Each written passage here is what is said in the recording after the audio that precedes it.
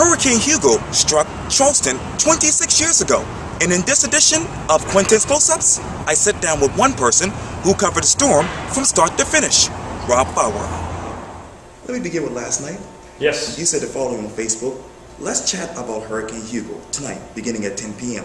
Like my Weber page and join us there for a live video chat on Facebook. Would love to hear your experiences and answer any questions you may have on this, the 26th anniversary of Hugo's landfall along our coast. So let me ask you the obvious. What experience did you hear last night? Oh gosh, probably the overlying or underlying theme was I wouldn't stay next time. Yeah. I went through it and I've done my hurricane. I don't want to see that again. Right. Now that we can control it, but I think most of the folks who went through Hurricane Hugo remember it as a devastating experience that they don't want to see happen again. And if it did come this way and maybe they had stayed before, chances are they may not stay again. And you also said this on Facebook, 26 years ago this morning, Hurricane Hugo was bearing down on our coastline. I'm wondering, where are you emotionally 26 years later? Still in disbelief. Yeah. You know, you see this big storm and you're still hoping that it turns not to the north to hit land, but turn out to sea. And then as Thursday, that September 21st, the morning of, as it crossed over the Gulf Stream, it got stronger and it never deviated. At that point, we knew that chances were pretty good we were going to get the worst of Hurricane Hugo as a Category 4 hurricane, especially up the coast in McClellanville and Cape Romaine and Bulls Bay. So emotionally, it was all a blur. It was still in disbelief that this is not happening. But then you had to realize it is happening, and all the training you went through, all the experiences that you've gone through, having gone nothing like that, but at least you had to draw from that and just do the best job you could. And speaking of emotions, I want to take you back to September 16th. Okay. You said this on Facebook. The sweetest sound I've heard in a long time. Cara had her last chemo treatment today. When you heard that sound, what did you tell yourself? At least part of the journey was over, and hopefully the worst part, Quintin. My wife was diagnosed with breast cancer back in April, and she had surgery, and then the chemotherapy was 8 sessions every other week. So that's 16 weeks, 4 months. And when you heard her and saw her ring that bell, it was like, okay, we jumped another big hurdle. We still have some radiation and some reconstruction to go, but I think we're over the worst hump. So I felt good for her. I felt tingly in my body because as a caregiver, you hate to see people hurting. And for her to ring that bell and say, that's it, no more, I'm done with this, let's move on. Yeah. Let's reset because we're here at WCBD Channel 2. Yes, here we are, in our weather center. Yeah, your beloved station. Yes, for 28 years. Speaking of which, you said this on Facebook too. Hard to believe. I'm surprised that I'm doing a lot of research on Facebook, but it's that's okay. Hard to believe. It's been 28 years at WCBD-TV. September 8th, 1987 was a very special day for me and my family. It was the day I started working in the best city in the country at the best station.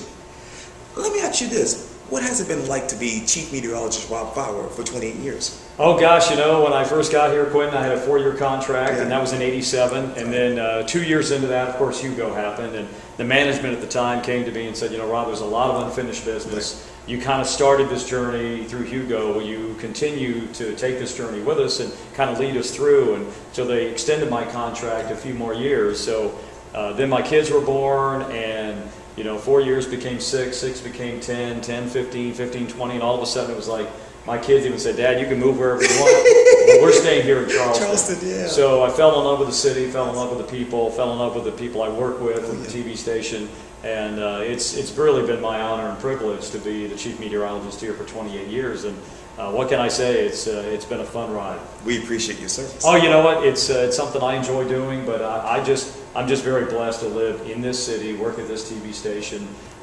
Charleston, I think, is the best city on the whole planet, and I just get to work, and you get to live in a place and work in a place where people actually want to come visit your city. And that's pretty cool. We live here, and people want to come and see what's going on here in Charleston, and we actually get to experience it every day. And speaking of which, as you know, I want to take you back to June 17th.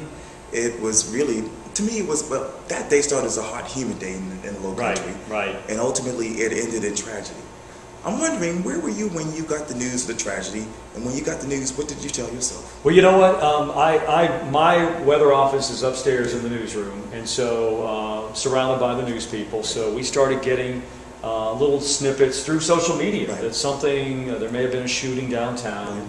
at 110 Calhoun Street. At that time, I don't think anybody put Mother Emanuel into that location. Then we heard church, and we thought, probably it was a shooting around a church, not in a church.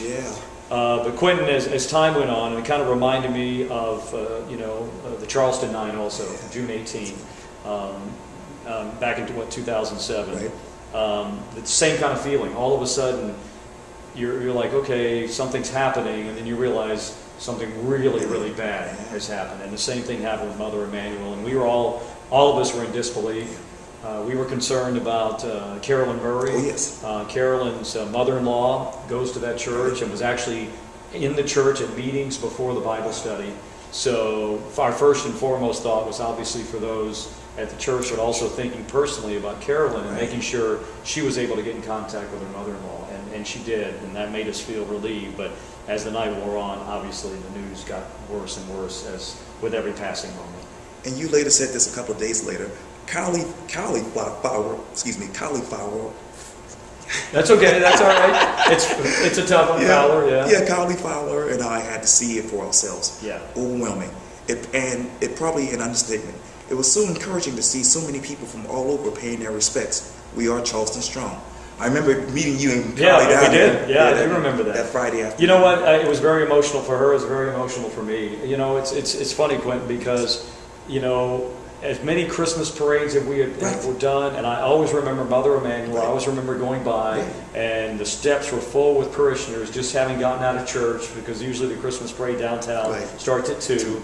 And they were hooping and hollering and clapping and yelling at us, and we were yelling back and smiling, and that's always been, when I see that church, I think about that. But then to see what happened after Mother Emanuel and all the beautiful flowers and all the people from all over the country, all over the world, the media was there, a lot of the media was there. Obviously they had a story to tell, but there were just people that we met from all over, and people local, just like us, who just felt compelled to cross that bridge and to go down there and to spend a few moments, peaceful moments, just thinking about the 9 who lost their lives and the 3 others who survived but still are victims as well, and then just the whole community. It was amazing. Finish these sentences for me. The Green Bay Packers. Good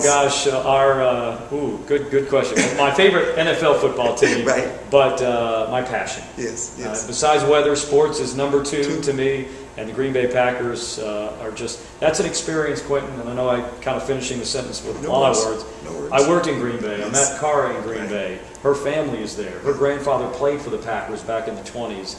It's an experience like no other. That town, that city, that state absolutely adores and embraces the Green Bay Packers. And I became part of that and immersed in that, working in the media and getting to meet the players and coaches and seeing them just around town, just like grocery shopping. Hey, wait, there's so-and-so. And so you just get immersed in that, and then when you leave that situation, you kind of wish you were back there. 19 below, I can do without, but it was such an experience I'll never forget. But I love the Green Bay Packers. Shrimp and grits are. One of my favorite dishes. But the other day I was judging, and after you had 20 different samples of shrimp and grits, you might want to put shrimp and grits on the back burner for a while. But I'll tell you what, we have some wonderful restaurants, and every single sample was delicious. But yes, I still love shrimp and grits, even though I probably will take a little break for a while. For now. For now. Trey and Amanda are. Just family. Trey, my son, married Amanda, and she's family now. And just absolutely adore her, and they are so fun together, and we just enjoy watching them grow. We're still learning the rules, as in-laws, but that's okay. They live in the same town as we do, and we are just so pleased with them being here, and they found each other and love each other and spend a lot of time together. It's really been neat as a parent to see that your child finds someone that they're going to spend the rest of their lives with. And I think your future will be awesome as well. I hope so. I think so. We're looking forward to whatever God has for us in the future. That's awesome.